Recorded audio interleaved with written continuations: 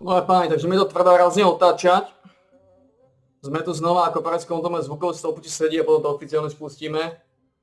Zvuková stopa je priorita, môže nesedieť a to by bolo zlé. Pozrieme sa na to. No a páni, takže mi to trvá razne otáčať.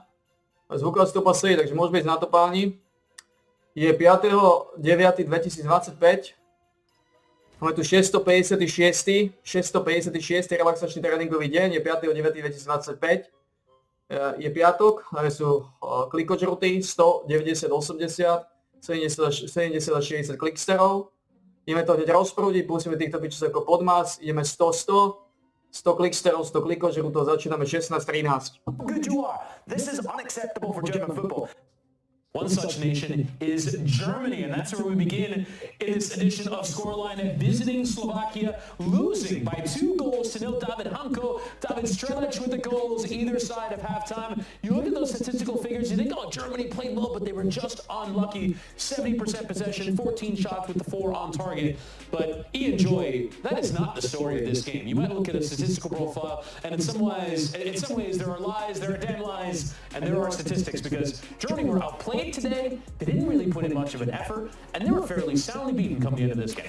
Yeah, listen, first and foremost, I got to give some love, obviously, for the whole nation for getting that type of a result against Germany. Slovakia 2, Germany 0 in a World Cup qualifier. It's something that's never happened before in World Cup history. Germany losing that World Cup qualifier away from home, especially being that first one. It's so desperately disappointing for Germany, but for Slovakia, the goals they scored, Witty, they showed true quality. Obviously, the goalkeeper was outstanding, made 5 big saves on the night. And I think he won player of the match, which we were critiquing just a little bit. Strelic with the assist and the goal. You kind of wanted to go to that second goal was so good too. Cutting it off the right, leaving Antonio Rudiger in the dust and curling one top bins. It was stunning. I mean, that's exactly what they did do. They made Germany look a little bit foolish defensively. But I think offensively, they do have some weapons. Sauer, Strelic, Duris, also very impactful.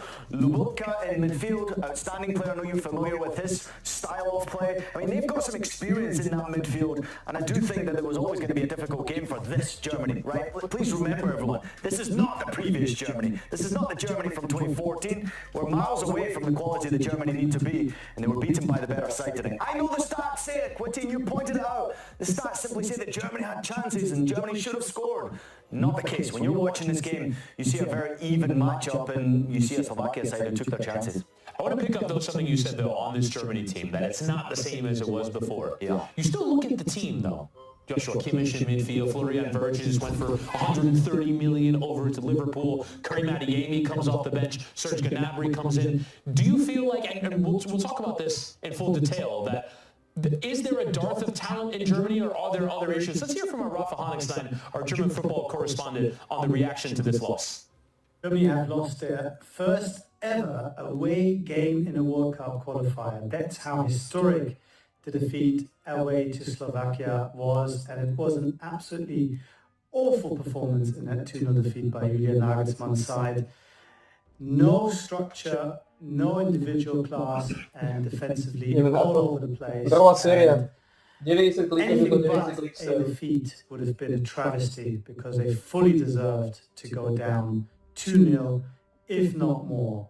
From the get-go, they had real problems in the build-up. Slovakia, with a man-to-man pressing system, made it difficult for Germany to play out, but all attempts basically faltered due to either positioning issues or the individual passing quality of both Oliver Baumann and the fullbacks lacking in precision. Germany hardly created any chances. Woltemade up front was completely anonymous. Florian Wirtz had 1 or 2 moments, but couldn't really dominate the game. Kimmich looked a little bit lost in midfield. Goretzka ineffective as a number 10, meant to be sort of a battering ram in the box. Nothing really worked, and from the wings, Gnabry and later on Adeyemi had no impact whatsoever.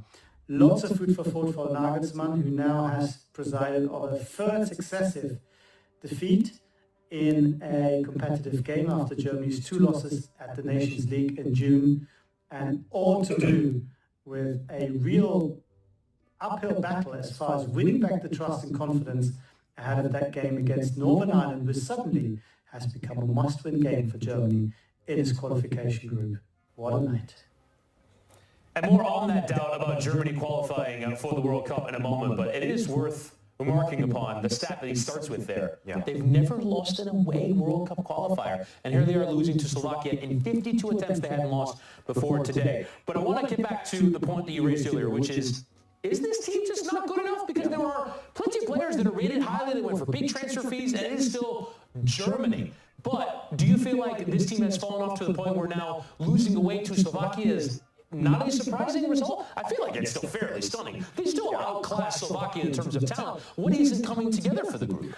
I mean, listen, it's a group of players that's been put together and hoping that the performance actually comes out. Obviously, I followed the German national team from my time in Germany, following them closely from how they redeveloped and rebuilt the German national team from the failure in 98 to all of a sudden winning the World Cup in 2014. For me personally, this group of players is missing some key experience. They're missing some sort of fight and desire. And you would love to say that the names that you had mentioned, your Joshua Kimmichs, your Goretzkas, even your Florian Wirtzes are the ones that are going to step up and grab this game by the scruff of the neck, as they say, and basically run amok against the Slovakia side that you're clearly better on paper than. However, this is not necessarily a great group of players when you put it together.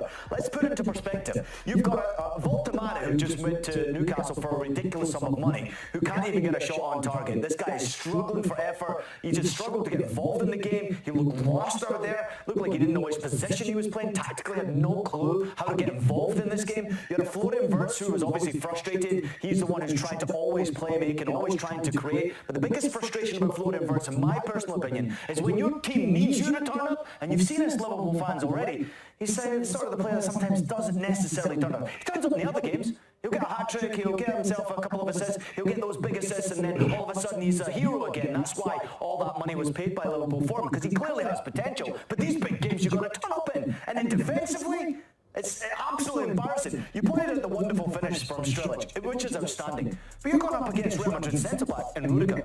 Made him look foolish. He made him dance around, made him spin like a top. I mean, it's unacceptable defending, first and foremost, his commitment, and also commitment to just go close down the player who's in possession of the ball. Taking nothing away from Strelic and his finish. But Taz not much better alongside him in that centre-back position. I think Collins and Mittelstedt are average footballers. Personally, sure, they've been transferred for big money, but still average footballers. Serge Gnabry, where's that attitude? Where's that aggression for him being wanting to be one of the best players in German football? Show us how good you are. This is unacceptable for German football. Now, that one stat stood out to me. The other one that really stood out to me was the fact that Germany, okay, it's only the second time Germany have lost a World Cup qualifier by more than one goal. The other time was way back in 2001 when they lost to England at home 5-1 in a World Cup qualifier. Germany's history with FIFA competition is normally very good. Today was a real blemish, and it shows 70 klikov, to 70 klikstrov, tá séria.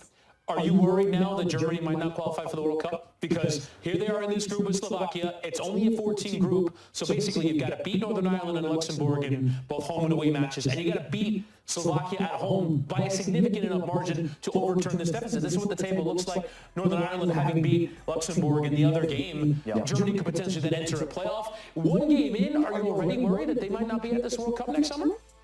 Honestly, I think this is a real blemish, and I think this will hurt the team, and I do think there will be better performances coming from Germany, and it's a real scare.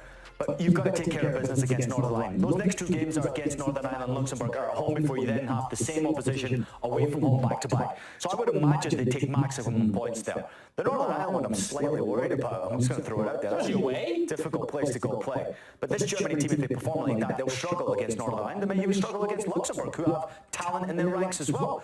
But I do think it comes down to the last game. And then it's about how many goals you score. Can you score 4, 5, 6 goals in that game against Slovakia? Germany could. On their day, they should absolutely turn up. I think when the pressure really comes to it, when the crunch time really hits this group, they will turn it on. But I don't have much confidence at all with what I'm seeing out there, as far as the talent, as far as the quality, and after that performance, as far as the desire. And how much pressure now is on this man here in our center screen, Julian Nagelsmann, the coach of Germany. Coached the team through a home Euros, got to a quarterfinal, was a decent result. But now, as Rafa mentioned, lost the 2 games in the Nations League, loses this game here. The pressure will be on him. International football is a different game for a lot of managers, and this one in particular will hurt Nagelsmann clearly. He's got his work cut out for him. He's got to be able to get this group together. He's got to be able to create some sort of chemistry. He's got to create some energy. He has to get the German media back on board. The German media, you just heard from it right there. Rafa Honigstein almost fell asleep watching the second half. That's how crap his team were. I mean, this is nowhere near good enough for German standards. The national team needs to do better. And we could be looking at another project, Reboot. That's Reboot, you remember it? It happened in my time when I was in Germany. I mean, it was amazing the amount of money they put into these young players and forcing young German players to play in Bundesliga clubs. Maybe the clubs need to look at themselves in the Bundesliga. Are you giving yourself an opportunity for these young, incredibly talented German players to come through the ranks and get an opportunity? Or are you just looking to win? I think clubs have a responsibility within this type of a result as well. I mean, more talented German players out there, and this group just doesn't seem to have it. Piata séria. Piata séria, 60 klikov, že to 60 klikstv. Tomáš, pozdravujete na Levančík športu, tak aké je to prísť z celú už ako hráč pôsobiaci v Anglicku, aké boli pre teba tie posledné dni, týždne a ako to všetko vnímaš, ak sa okolo teba zhodne? Tak dobrý, som veľmi rád, že sa ten prestup zrealizoval. Vlastne sa to stalo až ku koncu prestupového obdobia, takže trošku sa to naťahovalo viac ako som si myslel, ale chápal som obidve strany, že proste Baník ma potreboval v tých predkolách a nehodil z tejto cesty a ja som veľmi rád, že Stoke to nejakým spôsobom akceptovalo a počkali na mňa až vlastne do tejto soboty. Takže veľmi z toho vážim a...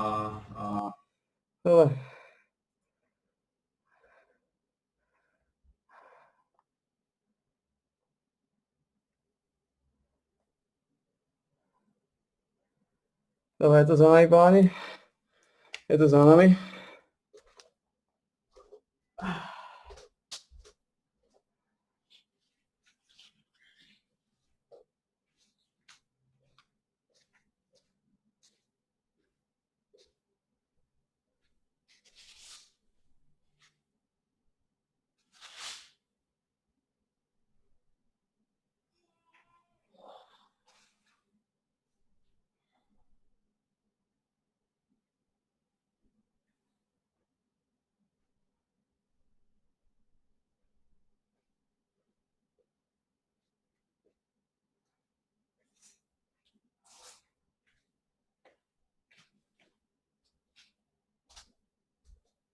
Je to za nami.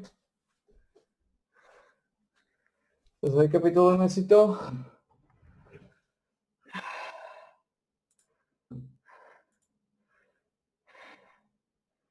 ...656. relaxačný tréningový deň za nami, bolo 5.9.2025.